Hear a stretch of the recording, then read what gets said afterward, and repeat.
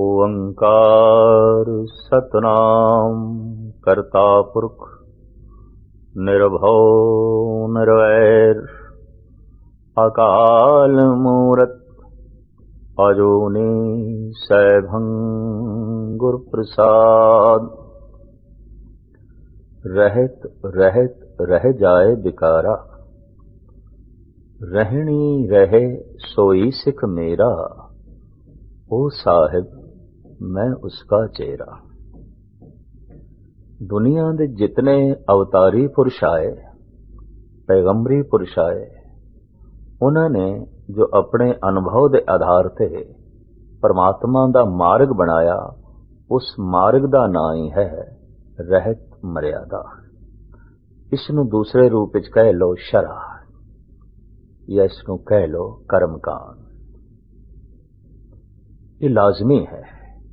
जैसे सड़क बनाई दी है, पर सड़क दे उत्ते चलण दे ट्रैफिक रूल भी नाले ही बनाने पैंदे ने, यातायात दे नियम भी नाले ही बनाने पैंदे ने।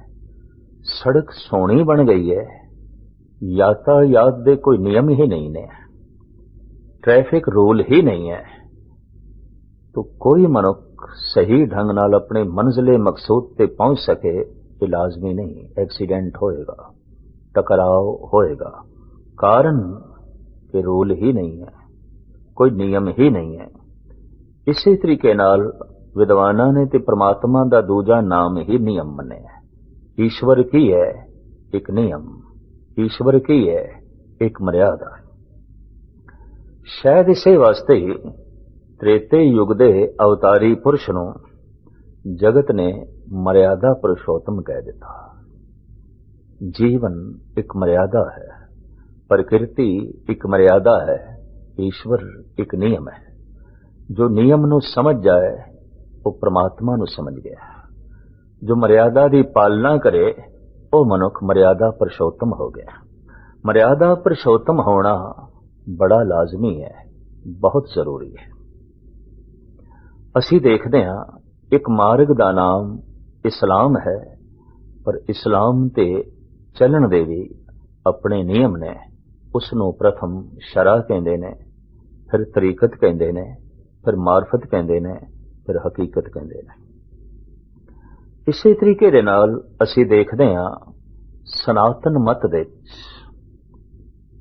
इत्थे भी कर्म कांड है, उपासना कांड है, ज्ञान कांड है, और इस दे चार वर्णा दे बकायदा अलग अलग रहत मर्यादा प्रणाली प्रचलित हुई। जैसे ब्राह्मण नूं कहा गया कि एक खट कर्मां दे अपने जीवन नूं ढाले, वेद पढ़ना, वेद पढ़ाना, दान देना, दान लेना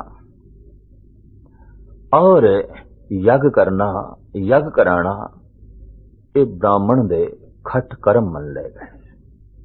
शरा दे प्रवीण हो जाना ये मुसलमान दी होंद तस्लीम कर ली गई। रहत मर्यादा की पालना करनी है, इसी ते ही सिख धर्म खड़ा है, सिखी दी होंद खड़ी है, सिखी दा स्वरूप खड़ा है। वास्तविक मर्यादा की है, बस मैं इसे दा ही निखेड़ा करन लगा। गुरु मर्यादा दी रोशनी दे, गुरु आशीर्वाद दी रोशनी दे। क्योंकि परिपूर्ण परमात्मा ने साड़ी जिहड़ी होंद बनाई है वो सूक्ष्म है, अस्थूल है, तन है, मन है। तो फिर तन दी अलग मर्यादा है, मन दी अलग मर्यादा है। तन सही ढंग दे नाल जगत दे चल सके मर्यादा है, मन सही ढंग दे नाल जगत दे विचर सके इसदी भी अपनी मर्यादा है। और दोहां दे ठिकाने भी अलग अलग ने, घर भी अलग अलग ने। तन दा घर शमशान है, मन दा घर भगवान है। तन दा घर कब्र है, मन दा घर खुदा है। अक्सर ऐसा होंदा है यात्रा अधूरी रह जाती है, तन कब्र तक पहुंच जाता है, मन खुदा तक नहीं पहुंचता। तन शमशान घाट तक पहुंच जाता है, मन भगवान दे घाट नहीं पहुंचता। अधूरा जमिया सी, अधूरा जीविया, अधूरा ही मर गया। ये गल वखरी है कि तिफल तसल्ली लोकी दे रहे ने, पूरा हो गया, पूरा हो गया, नहीं, अधूरा रह गया। ये शमशान तक पहुंचे है, भगवान तक नहीं पहुंचे। ये कब्र तक पहुंचे है, ये खुदा तक नहीं पहुंचे। खुदा तक, भगवान तक, प्रभु तक मन ने पहुंचना है, और जीवन उस दिन संपूर्ण हो जाता है, मुकम्मल हो जाता है जब मन प्रभु तक पहुंच जाए, परमात्मा तक पहुंच जाए। तन बिल्कुल सही ढंग नाल कब्र तक पहुंचे तो तन दी अपनी एक मर्यादा है। मन सही ढंग नाल भगवान तक पहुंचे, अकाल पुरख तक पहुंचे तो इसकी अपनी मर्यादा है। तो तन दी रहत है, मन दी रहत है, तन दी रहनी है, मन दी रहनी है। तन अस्थूल है, इहदी रहनी भी, इहदी रहत मर्यादा भी अस्थूल है। मन सूक्ष्म है, अति सूक्ष्म है, इसदी रहनी, इहदी रहत मर्यादा भी अति सूक्ष्म है, अति सूक्ष्म है। तन चूंकि सामने दिखाई दे रहा है, प्रगट है, अस्थूल है, तो प्रथम अस्थूल रहत मर्यादा का ही जिक्र करिए। मन सूक्ष्म है, फिर सूक्ष्म रहत मर्यादा का जिक्र करांगे। तन दे विच बनावट जिहड़ी परिपूर्ण परमात्मा ने बनाई है, उसदे च पंज तत्तां दी प्रधानता है। और सिर्फ पंज तत्त ही नहीं, ज्ञान इंद्रे भी पंज ने। सिर्फ ज्ञान इंद्रे ही पंज नहीं, शरीर भी पंज ने। अन्नमयी कोश, प्राणमयी कोश, मनमयी कोश, विज्ञानमयी कोश, आनंदमयी कोश। शरीर भी पंज ने, तत्व भी पंज ने, ज्ञान इंद्रे भी पंज ने, कर्म इंद्रे भी पंज ने। और फिर अगां चलिए, मनुख दे मन नूं देखिए, मानसिक विकार भी पंज ने। काम, क्रोध, लोभ, मोह, अहंकार। ऐसा जापदा है कि इस ब्रह्मंड दे विच, इस पृथ्वी दे विच जिथे असीं जी रहे हां, परिपूर्ण परमात्मा ने पंजां दी गिनती नूं प्रधान रख दिता है, सिरमौर रख दिता है। ते जे हत्थां पैरां दीयां उंगलियां नूं देखिए, ये भी पंज पंज ने। छेवीं बनाईयां जा सकदियां सन, चार भी हो सकदियां सन, पर ईश्वर ने पंज ही बनाईयां ने। ज्ञान इंद्रे 6 भी हो सकते सन, 8 भी हो सकते सन, पर पंज बनाए ने। तत्त 3 भी हो सकते सन, 10 भी हो सकते सन, पर पंज ही बनाए ने। कर्म इंद्रे भी पंज ने, मूल विकार भी पंज ने। इंज कह लो, समूह ब्रह्मंड पंजां दी गिणती दे नाल ही जुड़े होया है। पंजां दी गिणती दे आश्रे ते ही सब कुछ जो है चल रहा है। धन गुरु गोबिंद सिंह जी महाराज ने अकाल पुरख दी इस मर्यादा नूं समझदे होया, जाणदे होया, सिख दी झोली दे च पंज ककार पाए, पंज बाणियां पाईयां। तन दी रहत बाणा कहलाया, मन दी रहत बाणी कहलाई। इस्लाम दे बानी मुहम्मद साहब ने भी मुसलमान दी झोली दे च पंज नमाज़ां पाईयां ने। हैरानगी दी गल, 6 नमाज़ां दित्तियां जा सकदियां सन, 8 नमाज़ां लई आख्या जा सकदा सी, 2 लई आख्या जा सकदा सी, पर उन्हां ने भी 5 नमाज़ां ते ही मुसलमान दी होंद नूं खड़ा कर दिता। मुसलमान जो नमाजी है और 5 वक्त दा नमाजी है। सिख जो 5 ककार दा धारनी है, 5 बाणियां दी रोजमर्रा नियम पूर्वक पाठ करने वाला है, पालना करने वाला है, ये सिख है। और जो रहत की पालना करता है, एक दिन उसका तन पावन हो जाता है, मन शुद्ध हो जाता है। रहत रहत रह जाए बेकारा, रहनी दी रहत धारण करदियां करदियां एक दिन मनुख विकारां तो रहत हो जाता है। और कलगीधर पिता ने साफ कह दिता, जो रहत रख रहा है बस वही मेरा सिख है, दूसरा नहीं। पर जो रहत रख रहा है वो मेरा मालिक है, मैं उसका नौकर हाँ। मैं उसका सेवक हाँ। रहनी रहे सोई सिख मेरा, ओ साहिब मैं उसका चेहरा। इस रहनी नूं, इस रहत मर्यादा नूं जो शरीर दे तलदी है, पंज ककार कहंदे ने, पंज कक्के। इनू भाई साहब भाई नंद लाल अपने आलमाना ढंग नाल बयान करते ने। गजनी दे ए महान पंडित, मादरी जबान परशियन सी, गुरु गोबिंद सिंह जी महाराज दे अनन भगत, अनन सिख। ये पंज ककारां बारे अपने विचार इंज पेश करते ने। निशाने सिखी ई पंज हरफ काफ, कि हरगिज न बाशद ई पंज माफ। सिखी दियां निशानियां पंज काफ दे हरफां दे बंद ने। काफ परशियन उर्दू दी लिपि दा एक अक्षर काफ, पंजाबी च असीं कहने हैं कक्का, का, इंग्लिश विच के, काफ, कक्का, कै। निशाने सिखी ई पंज हरफ काफ, सिखी दी पहचान पंज निशानियां दे बंद हैं। और एक पंज निशानियां काफ अक्षर पहले है। शायद इसे वास्ते सिख जगत दे भी कह देंगे ने पंज कक्के। जे परशियन कहिए ते पंज काफ, ते जे इंग्लिश दे कहिए पंज के, पंज काफ, पंज कक्के। निशाने सिखी ई पंज हरफ काफ, के हरगिज न बाशद ई पंज माफ। इन्हां पंज काफां विच अगर एक काफ भी नहीं तो वह मनुख हरगिज माफी का ख्वाहिशगार नहीं हो सकता, उन्होंने माफ नहीं किया जा सकता। ये पंज काफ केड़े ने? कि हरगिज ना बाशद ई पंज माफ, कड़ा कार दो काच कंगा बिदा, बिना केस हेच अस्त ई जुमला निशा। कड़ा कार दो, परशियन विच किरपान नूं कार दो कहंदे ने। किरपान दे अखरी अर्थ ने किरपा आन, दूसरे ते किरपा, दूसरे ते बख्शिश, दूसरे ते रहमत।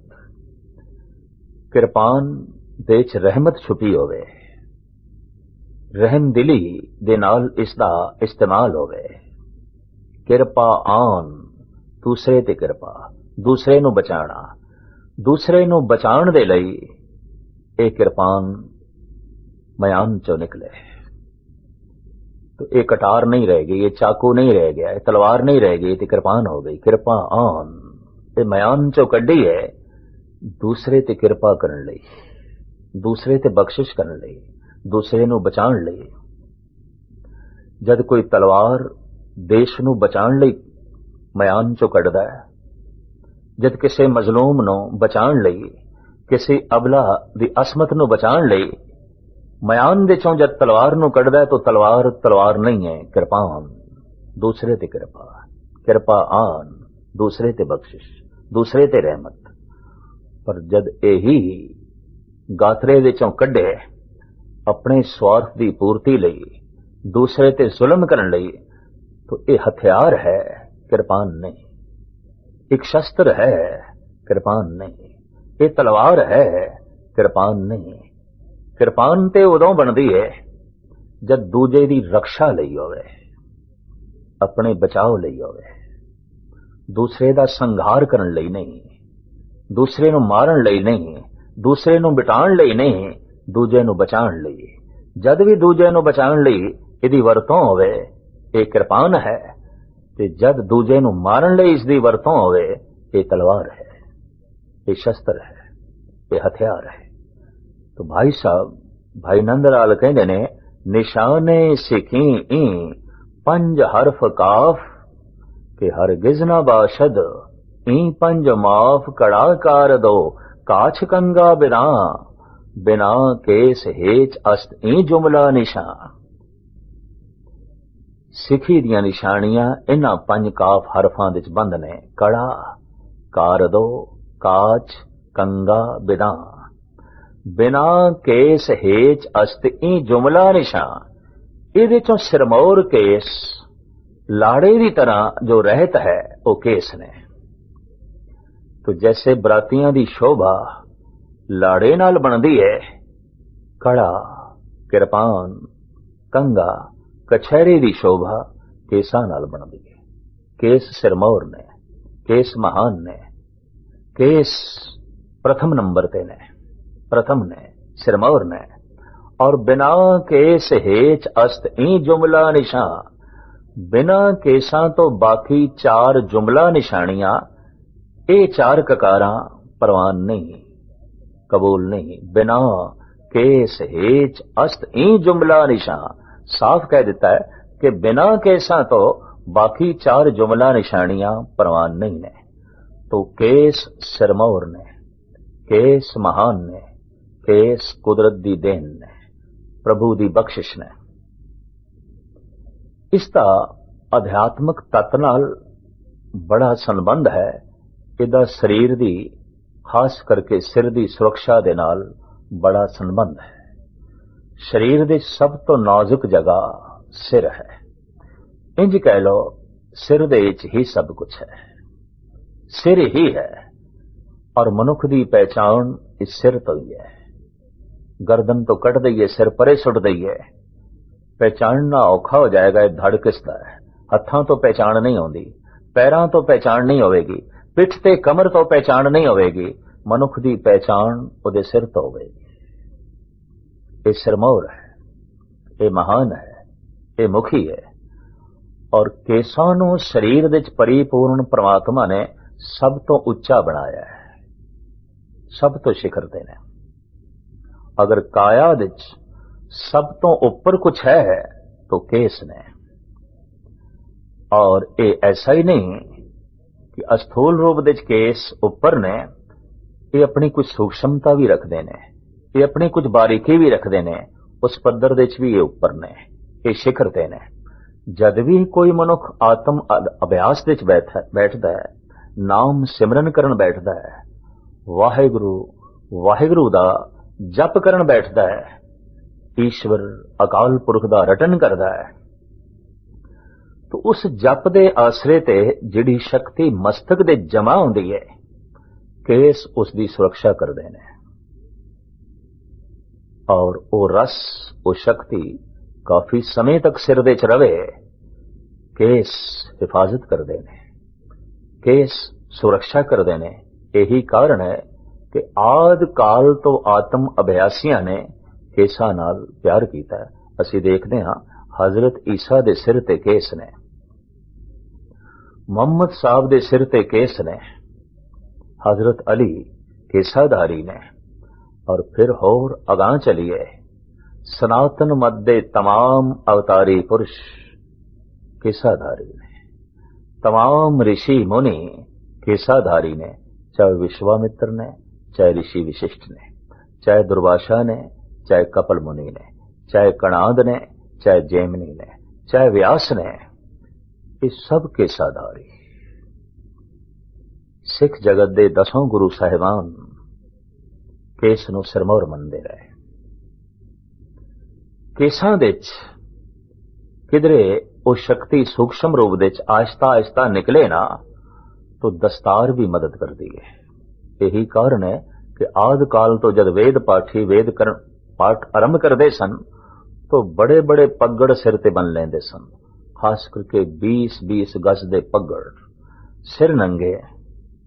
वेद पाठ दी मुमानियत सी। सिर नंगा इस्लाम दे कोई नमाज नहीं पढ़ सकता, सिर ते ढकना ही पएगा। और सिर नंगे हां सिख जगत विच कीर्तन कथा पाठ मुमानियत है।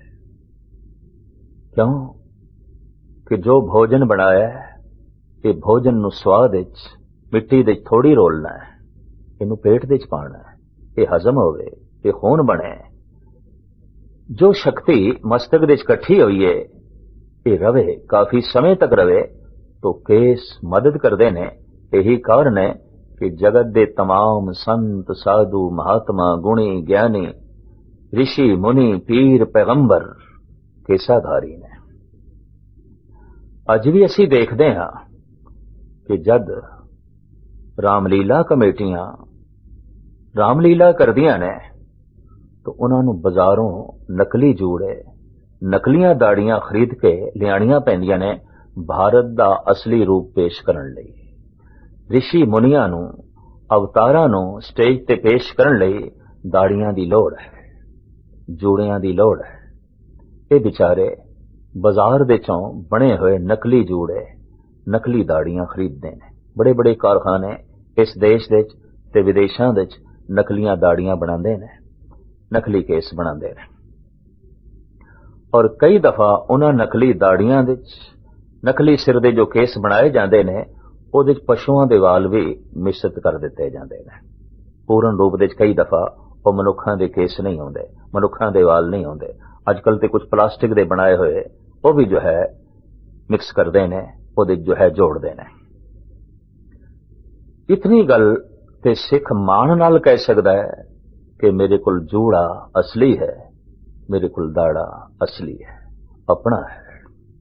श्री राम दे सिर ते सुंदर जूड़ा, विश्वामित्र दी सुंदर दाड़ी, ऋषि कणाद दा सुंदर दाड़ा और दाड़ा एक केस मनुख दा श्रृंगार ने। परमात्मा ने श्रृंगार दिता है, सब तो वड्डा श्रृंगार दिता है।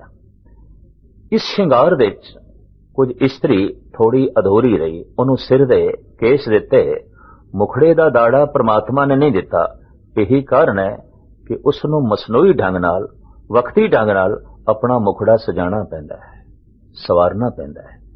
बल्कि ऐसा पढ़न दे च आया है कि दुनिया दी दौलत, सारे संसार दी दौलत 70% मेकअप दे समान ते खर्च हो रही है, हार श्रृंगार ते खर्च हो रही है। हजारों फैक्ट्रियां और लखां करिंदे और अरबों खरबों डॉलर रोज इस ते खर्च हो रहे ने कि स्त्री दा मुखड़ा किवें श्रृंगारिया जाए और स्त्री अपने आप नूं किवें संवारे श्रृंगारे।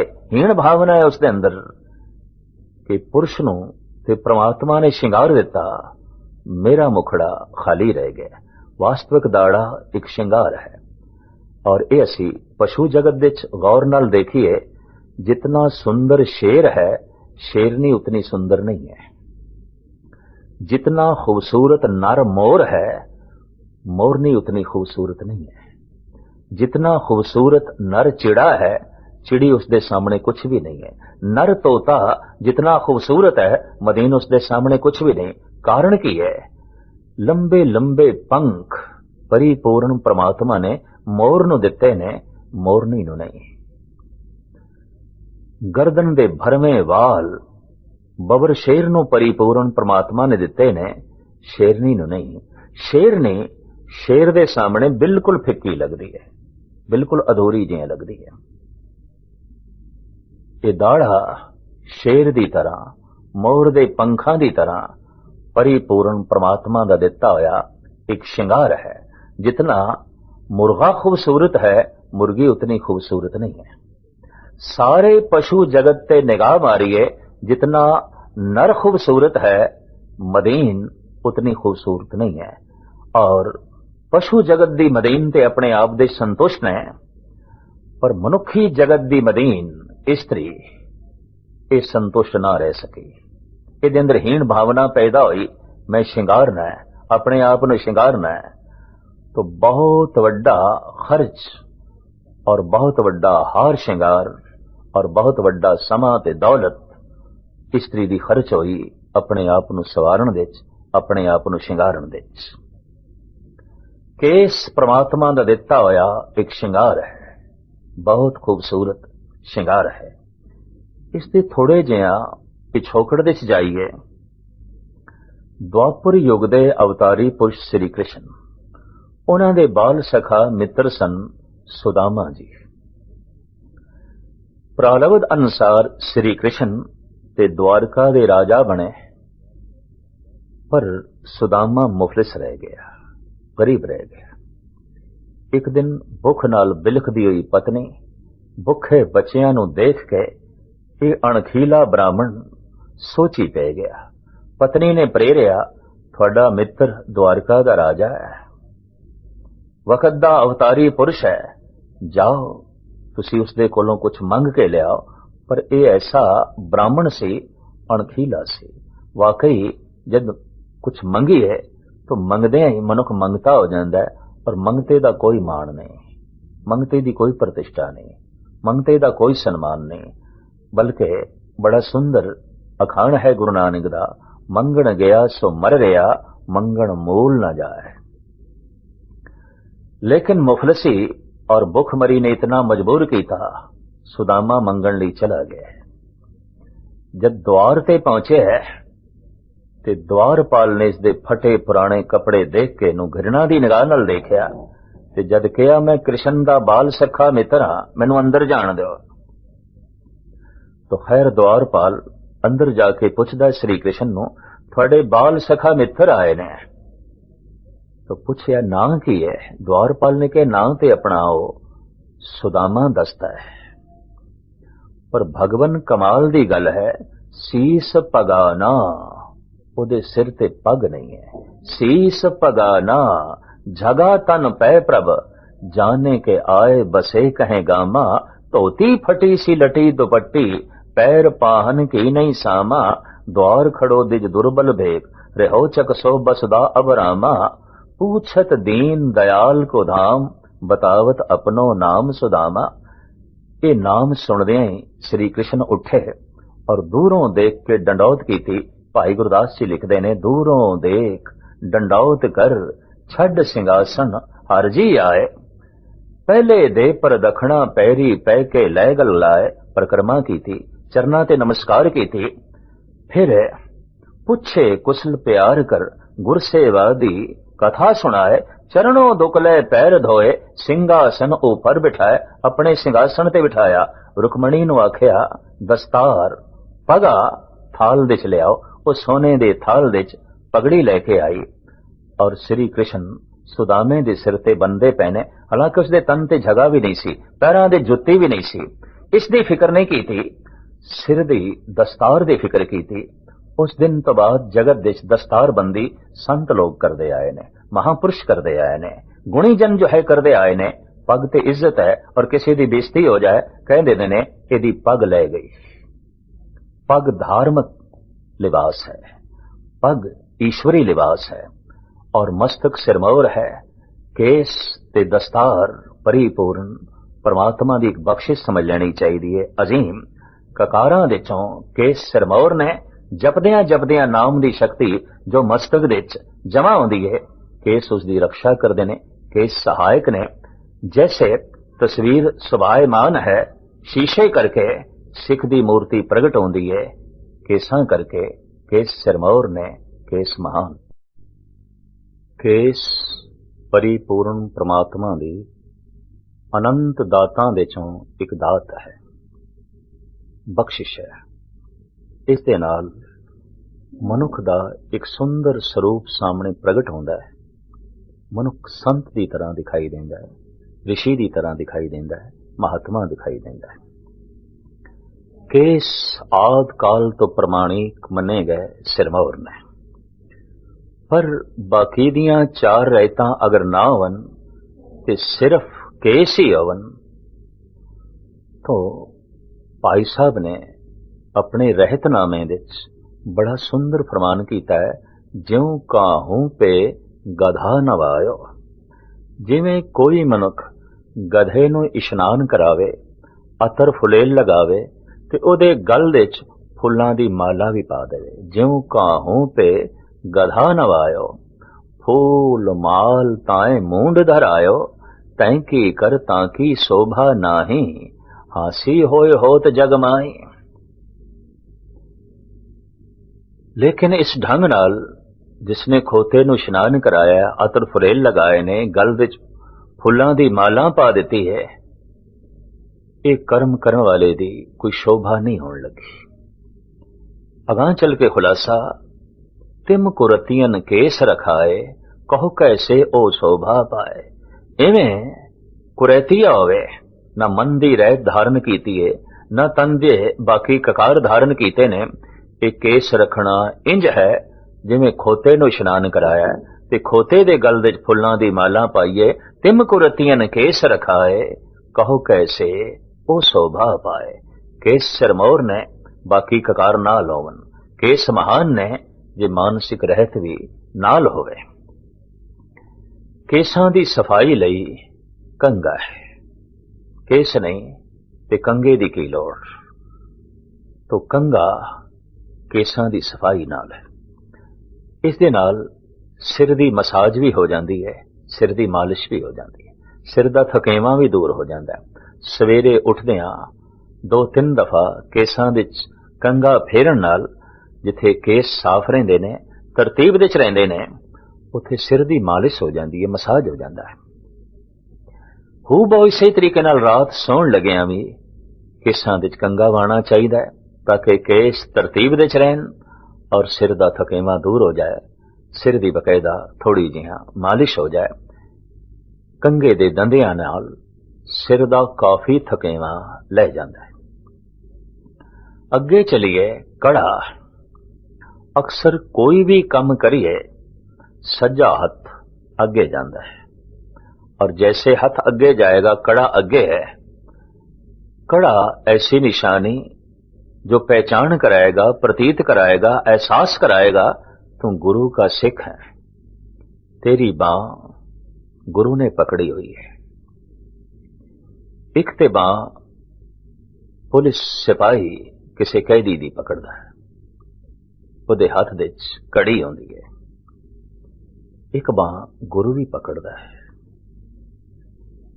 पुलिस ने, सिपाही ने बांह इस वास्ते पकड़ी हुई है, कड़ी हथ दे इस वास्ते पाई हुई है, उन्होंने कैद किया होया है, उन्होंने गुलाम बनाया होया है। गुरु बांह पकड़ लेंदा है, सिख भटके ना। सिख किधरे गलत मार्ग ते अपने पैर ना रख बैठे, किसी गलत काम दे इसदे हथ ना अड़ जान, तो गुरु बांह पकड़ के रखदा है भी तेरे हथ सही कर्म करदे रहन। वास्तविक एक गुरु दी दित्ती हुई कड़ी जो बख्शिशां दे नाल भरी हुई है, कड़ा है। कछहरा जिस्मानी पड़दा है। अज सारी दुनिया ने किसी न किसी रूप विच इस नूं अपने धारण कर लिया है और ये प्रतीत करांदा है एका नारी जति सदा है, पर नारी धी भैण वखाणे। हमेशा इस जत सद दी तो पालना करनी है, अपने परिवार तक, अपने घर तक ही वासना नूं सीमित रखना है।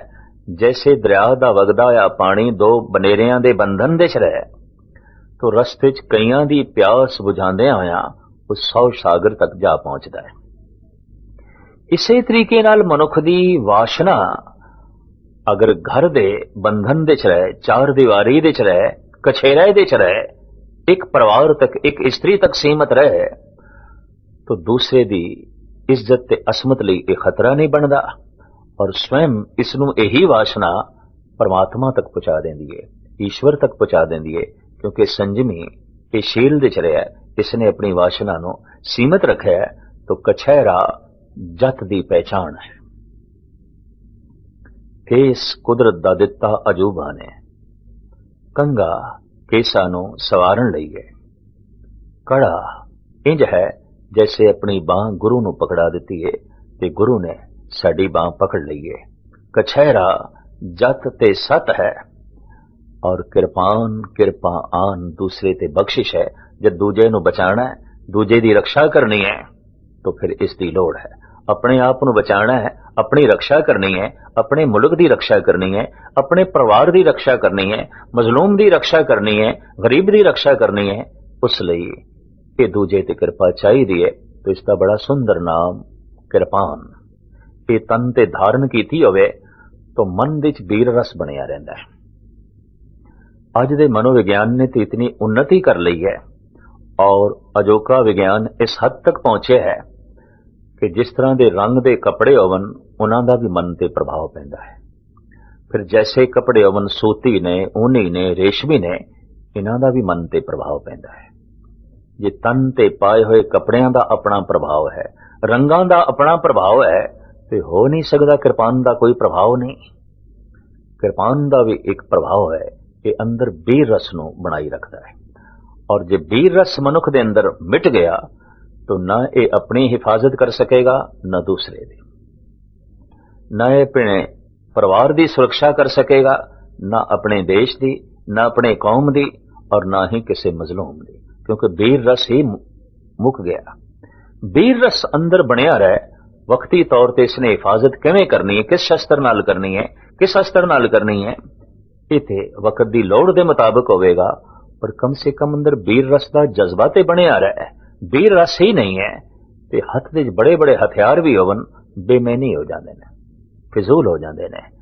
तो हथ विच वीर रस की बरकत बनी रहे, पन ते किरपान लाजमी चाहिए है। सारी दुनिया के कुछ चोटी दे पैगंबरी पुरुष, अवतारी पुरुष शस्त्रधारी सन। धनुषबाण श्री राम दे कोल है, सुदर्शन चक्र श्री कृष्ण दे कोल है, तलवार मुहम्मद साहब दे हत्थां विच है।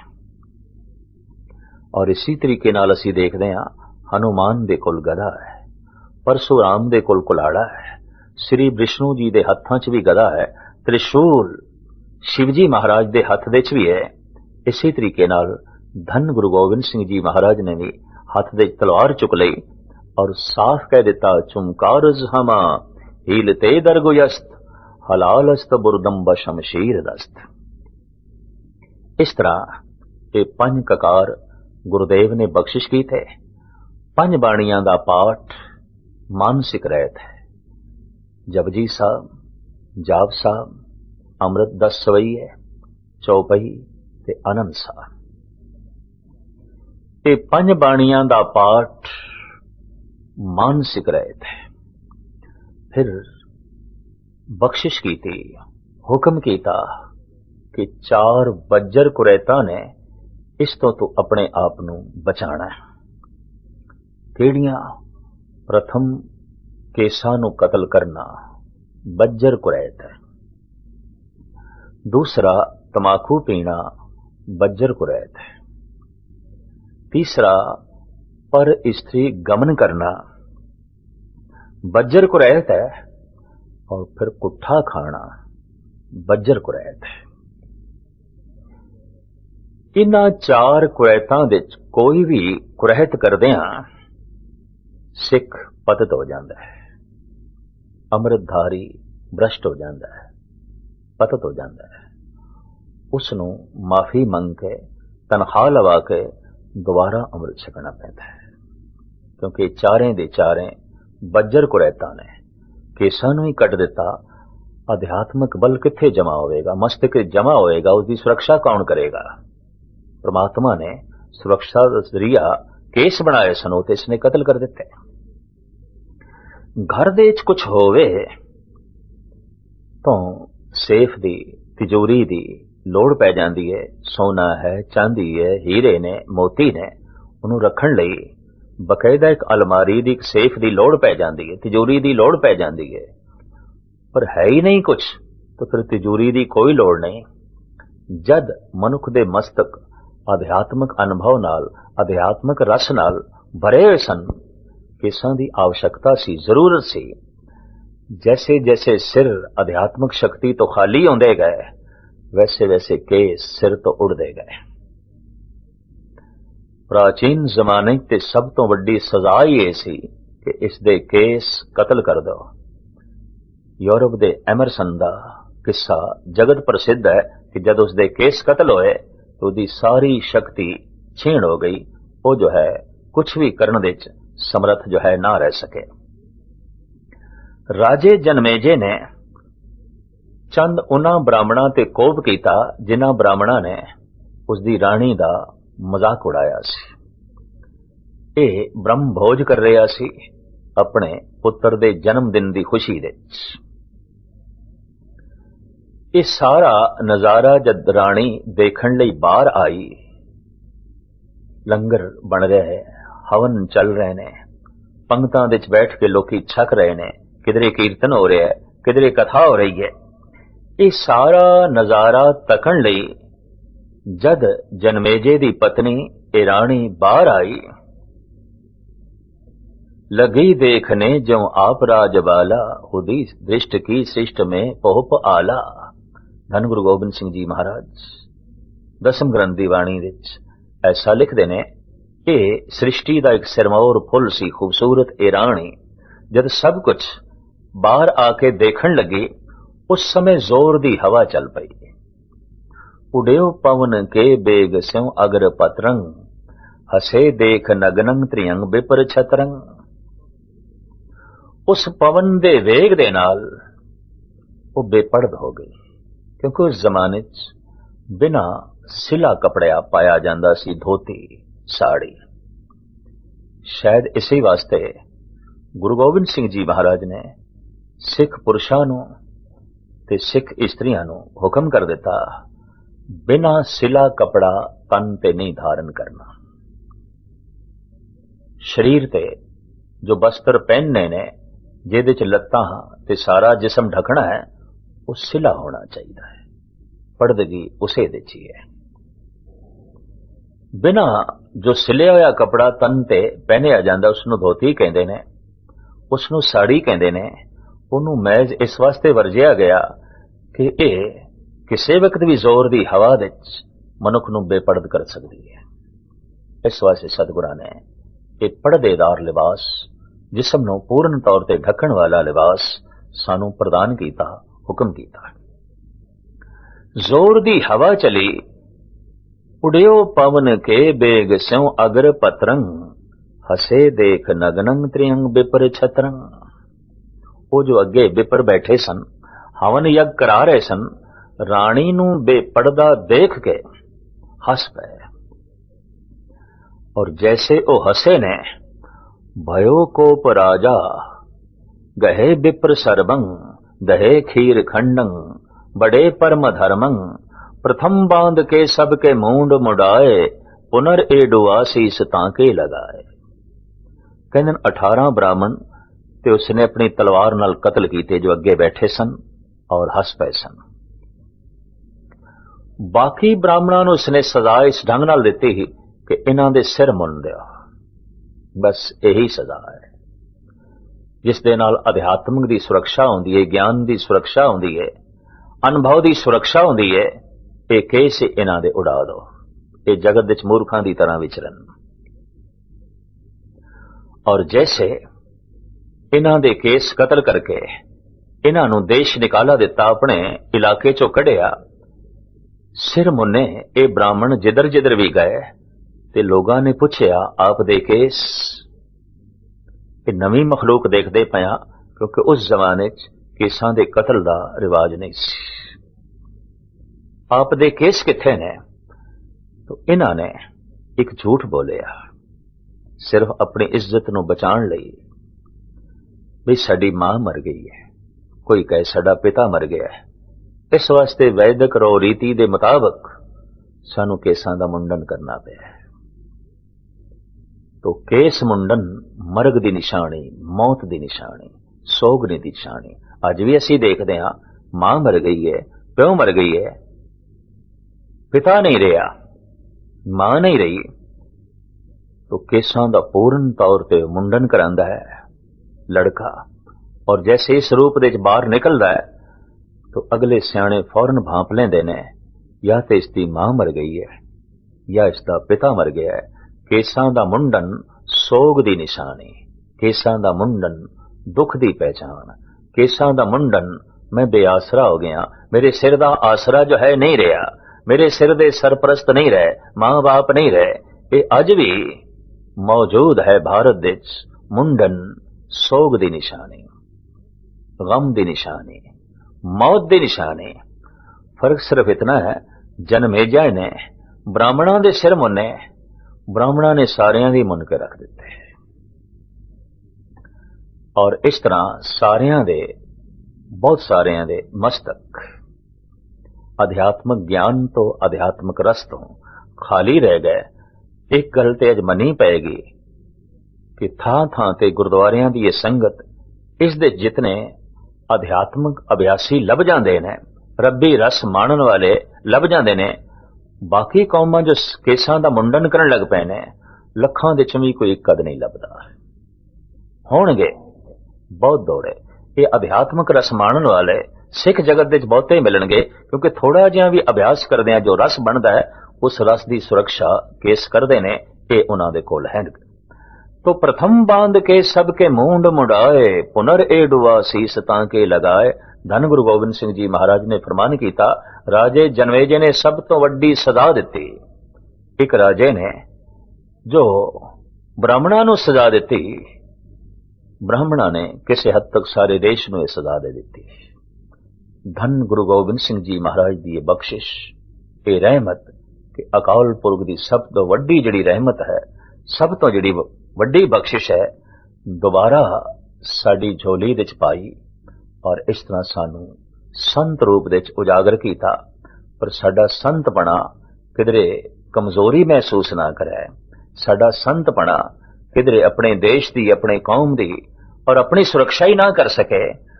इसे ही संत नूं तलवार बना के, तलवार दे के सिपाही बना दिता। ऐसा स्वरूप जिहदे नाल लकब जुड़ गया, संत सिपाही। कहंदे ने औरंगजेब दे एहलकारां ने जब धन गुरु गोबिंद सिंह जी महाराज नूं आख्या, तलवार थोड़े हत्थां दे शोभा नहीं देंदी, तुसी संत हो, तुसी महात्मा हो, तुसी वली अल्लाह हो, तुसी गुरु नानक दी 10वीं गद्दी दे वारिस हो, थोड़े हथ दे तलवार शोभा नहीं देंदी। तो पातशाह कहंदे ने, बला चारगी द्रम्या आमदम, बतदबीरो तीरो तो फंग आमदम, चुंकारज हमा हीलते दरगुयस्त, हलालस्त बुरदम ब शमशीर दस्त। जद ज्ञान नाल, शांति नाल, विचार नाल सच्चाई दा मसला हल ना होवे, तलवार चुक लेना भी धर्म है। और असीं इस नूं चुकना अपना ईमान समझदे हां। और ये तलवार चुकी है अपने आप नूं बचाण लई, देश नूं बचाण लई, मजलूम नूं जो है बचाण लई। संत जद तलवार चुकदा है तो दूसरे नूं बचाण लई, दुष्ट जद तलवार चुकदा है दूसरे नूं मिटाण लई। बस इन्ना ही फर्क है दोहां दे जो है तलवार चुकण विच। तो धन गुरु गोबिंद सिंह जी महाराज ने ये बख्शिशां, जो इंज कह लो अकाल पुरख दियां महान बख्शिशां ने, सिख दी झोली विच पाईयां। गुरु नानक देव जी महाराज ने आरंभता शुरू की थी इस ढंग नाल कि मनुख नूं संत बनाना है, पूर्ण संत बनाना है। बाकी पातशाहियां इस मेहनत दे जुटियां। आखिर जद संत बन के गुरु तेग बहादुर साहब जी महाराज तक सिख तैयार हो गया है, संत दा स्वरूप बन गया है, ब्रह्म ज्ञानी हो गया, ये आत्मदर्शी हो गया। इसे ही सिख नूं, इसे ही संत नूं धन गुरु गोबिंद सिंह जी महाराज ने सिपाही बनाया। संत सिपाही। और इस दे पंज रायतां इंज ने, जिवें किसी तस्वीर नूं फ्रेम करना होवे तो एक चौखटा चाहिदा है और शीशा चाहिदा है। इस पंज रहतां दे चौखटे दे ते शीशे दे उस सिख दी तस्वीर नूं धन गुरु गोबिंद सिंह जी महाराज ने मड़ दिता। और गजब दी गल है, इस तस्वीर नूं सजदा भी कीता। इस तस्वीर दे अगों गुरु गोबिंद सिंह जी महाराज हाथ जोड़ के भी खड़े हो गए। आपने पंजा तो हाथ जोड़ के अमृत दी दात मंगी। ये इस तरह है जैसे कोई उस्ताद किसी बच्चे नूं पहाड़े पढ़ांदा है, गणित पढ़ांदा है, ते फिर उस बच्चे नूं कहंदा है हुण तू सुना ते मैं सुना। हुण बच्चा पढ़ रहा है, बच्चा सुना रहा है, उस्ताद सुन रहा है। इसे तरीके नाल सतगुरु ने पहले छका दिता है अमृत, फिर हुण उन्हां कोल छक रहे ने ये देखण लई ये छका सकदे ने कि नहीं, ये संपूर्ण हो गए ने कि नहीं, ये मुकम्मल हो गए ने कि नहीं। और जद उन्हां दी पूर्णता धन गुरु गोबिंद सिंह जी महाराज ने देख ली तो आपने कह दिता, मेरी काया दे, मेरे शरीर दे आइंदा जद भी दर्शन करने होवन तो पंजां दे दर्शन कर लेना। उन्हां पंजां दे जिन्हां दे तन दे उत्ते पंज ककार होवन ते जिन्हां दे मन दे पंज बाणियां होवन। सर्वलोक ग्रंथ दे ये बड़े सुंदर वाक ने, सिख सो रहत पंच जो मिले, मम स्वरूप सो जानो भले। पंज रहत वानिए सिख जे मिल जान, जिन्हां दे तन दे उत्ते पंज ककार होवन ते जिन्हां दे मन विच पंज बाणियां होवन। रसना ते गुर मंत्र दा जप होवे, मूल मंत्र दा जप होवे। ऐसे पंज सिख किधरे भी मिल जान तो सतगुरु कहंदे ने मैं ही मिलिया। समझ लई अज मेरे ही दर्शन तैनू होए ने। सिख सो रहत पंच जो मिले, मम स्वरूप सो जानो भले, सिख पंचों में मेरो वासा, पूरन करो धरो जय आसा। उन्हीं पंजा सिखां दे विच मैं विराजमान हाँ और मेरे दर्शन करने ने, उन्हां पंजां दे दर्शन करने। और आप दी आग्या दे मुताबिक उस दिन तो बाद पंथ गुरु कहलाया। गुरु दे शरीर दे दर्शन करने ने, पंथ दे दर्शन करो। गुरु दी आत्मा दे दर्शन करने ने तो ग्रंथ दे दर्शन करो। गुरु ग्रंथ, गुरु पंथ। इस तरह शरीर भी गुरु, आत्मा भी गुरु। आत्मा गुरु ग्रंथ, शरीर गुरु पंथ। गुरु दी काया दे दर्शन करने ने, गुरु पंथ दे दर्शन करो। गुरु पंथ नूं गुरु दा रूप जाणो। और गुरु दी आत्मा नाल लीन होना है तो गुरु ग्रंथ साहब जी महाराज दी बाणी दा पाठ करो। गुरु ग्रंथ साहब जी महाराज दी बाणी दी विचार करो। गुरु ग्रंथ साहब जी महाराज दी बाणी दा जप करो। इस तरह बाणी दे के संत बनाया, बाणा दे के सिपाही बनाया। संत सिपाही, हृदय विच बाणी नहीं, ये संत नहीं है। तन ते बाणा नहीं है, ये सिपाही नहीं है। बाणी ते बाणा बख्श के ऐसा एक मुकम्मल संपूर्ण स्वरूप बनाया, पूर्ण मनुख बनाया और जगत दा सब तो खूबसूरत मनुख बनाया, जगत दा सब तो सियाणा मनुख बनाया, प्रभावशाली जो है मनुख बनाया। और ये तस्लीम जगत करदा है कि सिख किधरे भी है निराले ढंग नाल रह रहे और बड़ियां उचाइयां नूं छू रहे है। आर्थिक तौर ते, दिमागी तौर ते ये जिंदगी दे हर शोबे च अगे चला जांदा है।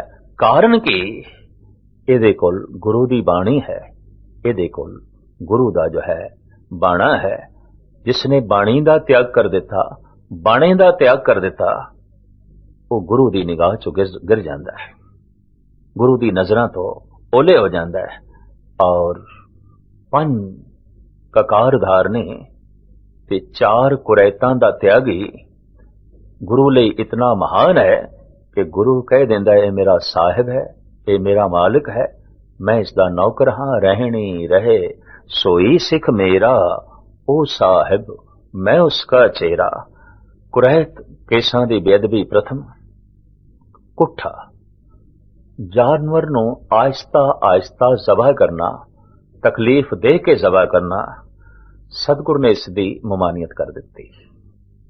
कुठा अभा के आका कुठा, बकरा खाना, चौके ऊपर किसे न जाना। साहिब कहते हैं उंज ये चौका बहुत सुख सुचा रखदा है, पर गजब दी गल है चौके दे मांस ते कुठा बनदा है। तो कुठे मांस दी ममानियत कर दी। बज्जर कुरैतां दे चों एक कुरैत, पर नारी या पर पुरुष दा संग, इनू तीसरी बज्जर कुरैत दसिया। ਇਹਦੇ ਨਾਲ ਪਰਿਵਾਰ ਟੁੱਟ ਜਾਂਦੇ ਨੇ। अगर स्त्री पर पुरुषगामी है और पुरुष पर स्त्री का गमन करता है तो उसके कोल स्त्री व्रत धर्म नहीं है, ਉਹਦੇ ਕੋਲ पति व्रत धर्म नहीं है। और जब पति व्रत धर्म ना होवे, स्त्री व्रत धर्म ना होवे तो परिवार टुट जाता है। और परिवार दे टुटदियां किसी हद तक मनुख संसार ते करतार तो भी टुट जाता है। करतार नाल जुड़ना आरंभता होंदी है परिवार दे जुड़ के रहना। परिवार दे जुड़िया होया मनुख संसार नाल जुड़ सकता है और संसार नाल जुड़िया होया मनुख करतार नाल जुड़ सकता है। पर ये ते परिवार तो ही टुट के रह गया। ते परिवार दा धागा शील संयम है। इस वास्ते बज्जर कुरैत दे चों एक महान बज्जर कुरैत। चौथी बज्जर कुरैत तमाकू। अज ते दुनिया दे तमाम सियाणे लोगां ने, साइंटिस्ट लोगां ने कह दिता कि गले दा कैंसर, फेफड़ियां दा कैंसर ये तमाकू तो है, धूम्रपान तो है। पशु भी धुआं नहीं पींदे, दुध ते पशु पींदे, पानी ते पशु भी पींदे ने, लेकिन धुआं केवल मनुख ही पींदा है। और धुआं पीण दी चीज नहीं है, दानिशमंदी नहीं है, अकलमंदी नहीं है। इस वास्ते धूम्रपान की ममानियत कर दी। और जो कि साइंस ने दस दिता है जो पींदा है ਉਹਦੇ ਲਈ ते हानिकारक है, पर जिहड़ा कोल बैठा है ਉਹਦੇ मुंह जो धुआं जा रहा है उस ਲਈ भी उतना ही हानिकारक है। इस वास्ते इस बज्जर कुरैत तो सतगुरां ने सानू वरजिया। रहत बहत बारे ये जो विचारधारा दास ने संगतां दे सामने रखी है, ਸਰੋਤਿਆਂ ਦੇ ਸਾਹਮਣੇ ਰੱਖੀ ਹੈ। ਇਸ ਸੰਬੰਧ ਵਿੱਚ ਉਦਮ ਕੀਤਾ ਹੈ, ਪੁਰਸ਼ਾਰਥ ਕੀਤਾ ਹੈ ਔਰ ਘਰ ਘਰ ਵਿੱਚ ਪਹੁੰਚ ਸਕੇ ਐਸਾ ਉਦਮ ਉਪਰਾਲਾ ਉਹਨਾਂ ਦਾ। ਔਰ ਇਸ ਵਿੱਚ ਦਾਸ ਨੇ ਇਹ ਬੋਲ ਕੇ ਰਿਕਾਰਡ ਕਰਾਏ ਨੇ ਤਾਂ ਕਿ ਸਿੱਖ ਜਗਤ ਰਹਿਤ ਮਰਿਆਦਾ ਲਈ ਪੂਰਨ ਤੌਰ ਤੇ ਜਾਣਕਾਰੀ ਹਾਸਲ ਕਰ ਸਕੇ ਔਰ ਆਪਣੇ ਜੀਵਨ ਨੂੰ ਰਹਿਤ ਮਰਿਆਦਾ ਦੇ ਜੋ ਹੈ ਢਾਲ ਸਕੇ। ਧੰਨ ਗੁਰੂ ਨਾਨਕ ਦੇਵ ਜੀ ਮਹਾਰਾਜ, ਧੰਨ ਗੁਰੂ ਗੋਬਿੰਦ ਸਿੰਘ ਜੀ ਮਹਾਰਾਜ ਬਖਸ਼ਿਸ਼ ਕਰਨ, ਆਪ ਦਾ ਸਰੂਪ ਐਸਾ ਬਣੇ ਕਿ ਕਲਗੀਧਰ ਪਿਤਾ ਮਾਣ ਨਾਲ ਕਹਿ ਸਕਣ, ਖਾਲਸਾ ਮੇਰੋ ਰੂਪ ਹੈ ਖਾਸ, ਖਾਲਸੇ ਮੈਂ ਹੂੰ ਕਰੋ ਨਿਵਾਸ। ਔਰ ਇਤਨੀ ਮਹਾਨਤਾ ਫਿਰ ਇਸ ਨੂੰ ਦੇ ਦਿੰਦੇ ਨੇ। ਆਪ ਕਹਿੰਦੇ ਨੇ, ਇਨਹੀ ਕੀ ਕਿਰਪਾ ਕੇ ਸਜੇ ਹਮ ਹੈਂ, ਨਹੀਂ ਤਾਂ ਮੋਸੇ ਗਰੀਬ ਕਰੋੜ ਭਰੇ हैं। ਚੰਗੀ ਔਲਾਦ ਕਰਕੇ ਮਾਂ ਬਾਪ ਸਵਰ ਜਾਂਦੇ ਨੇ, ਮਾਂ ਬਾਪ ਸ਼ਿੰਗਾਰੇ ਜਾਂਦੇ ਨੇ, ਮਾਂ ਬਾਪ ਦੀ ਉਪਮਾ ਆਉਂਦੀ ਹੈ। ਚੰਗੇ ਸਿੱਖਾਂ ਕਰਕੇ ਗੁਰੂ ਦੀ ਉਪਮਾ ਆਉਂਦੀ ਹੈ ਔਰ ਗੁਰੂ ਦੀ ਮਹਿਮਾ ਆਉਂਦੀ ਹੈ। ਜੈਸੇ ਭੈੜੀ ਔਲਾਦ ਕਰਕੇ ਉਂਗਲਾਂ ਮਾਂ ਬਾਪ ਤੇ ਉੱਠ ਜਾਂਦੀਆਂ ਨੇ, ਭੈੜੇ ਸਿੱਖਾਂ ਕਰਕੇ ਗੁਰੂ ਤੇ ਉਂਗਲਾਂ ਉੱਠ ਜਾਂਦੀਆਂ ਨੇ। ਸਤਿਗੁਰ ਰਹਿਮਤ ਕਰਨ, ਅਸੀਂ ਤਨ ਤੇ ਮਨ ਦੀ ਰਹਿਤ ਨੂੰ ਧਾਰਨ ਕਰਕੇ ਗੁਰੂ ਦੇ ਮਾਣ ਦੇ ਪਾਤਰ ਬਣੀਏ, ਗੁਰੂ ਦੀ ਅਸੀਸ ਦੇ ਪਾਤਰ ਬਣੀਏ।